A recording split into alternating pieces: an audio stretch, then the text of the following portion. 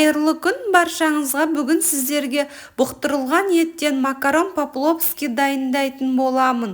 Өте дәмі ерекше, оразаларыңыз қабыл болсын. Ауызашарға өте тойымды тағам. Қоңырау батырмасын басып тіркелуді ұмытпаймыз. Алдағы уақытта күшті рецепттермен бөлісемін. Ең алдымен көкөністерімізді турап аламыз. 2 средний пиязымызды турап, 3 сарымсағымызды да майда бөліктерге бөліп аламыз. Сәбізді теркадан өткізіп аламыз.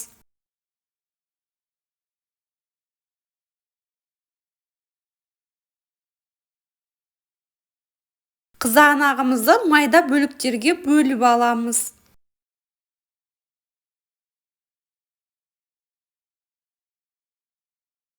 Көкөністерімізді турап алдық. Енді қызып тұрған тапамызға сұйық майымызды құйып, пиязымызды салып, қызартып қуырып аламыз.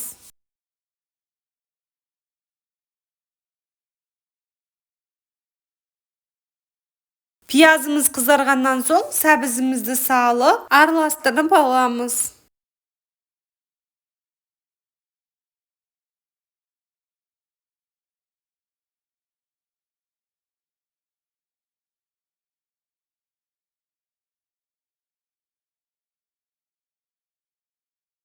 Содан соң қызанағымызды да салып, араластырып аламыз.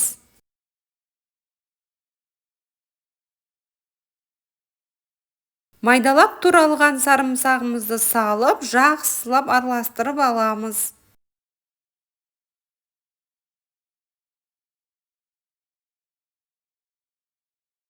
Дәміне қарай қара бұрышымызды, тұзымызды саламыз, араластырып аламыз.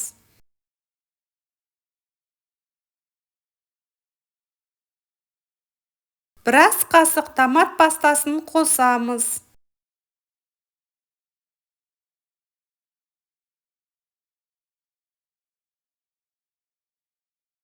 Дәміне қарай қызыл тәтті бұрышымызды қосамыз. Куркумамызды да қосамыз.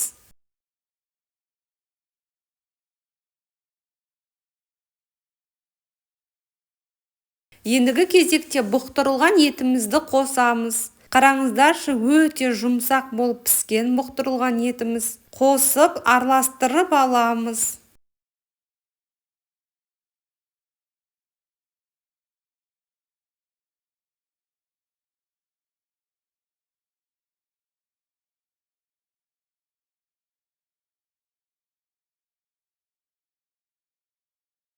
Крышкасын жауып, 5 минут бұқтырып аламыз. 5 минут өткеннен соң макарон по-пловскийдің подливы дайын болды. Сіздер де жасап көріңіздер. Магазиннің бұқтырылған етінен қарағанда қолдың еті өте дәмді болып шығады. Ендігі кезекте макаронымызды пісіріп аламыз. Кастрюляға суымызды құйып, қайнатып аламыз.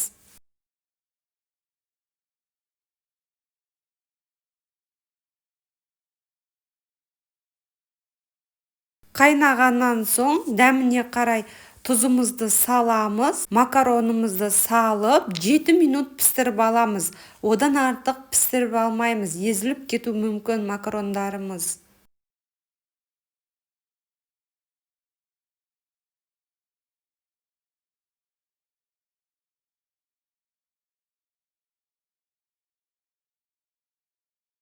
Макаронымыз пісті. Піскеннен соң сүзгіштен өткізіп аламыз. Артық суларын аламыз макаронның. Сонда макаронымыз дана-дана болып, әдем болып пісіп шығады. Суын алып алғаннан соң барлығын кастрюлямызға салып, подливымызды да қосып, лопаткамен ақырын жақсылап араластырып аламыз. Макарон по-пловски тағамымыз дайын болды. Өте дәмі ерекше. Кешкі ас немесе түскі асқа жасап беріңіздер. 20 минутта дайын болады. Қоңырау батырмасын басып, тіркелуді ұмытпаймыз. Алдағы уақытта сіздермен түрлі рецепттерді бөлісетін боламын. Сау болыңыздар. Ендігі бейнеде кездескенше.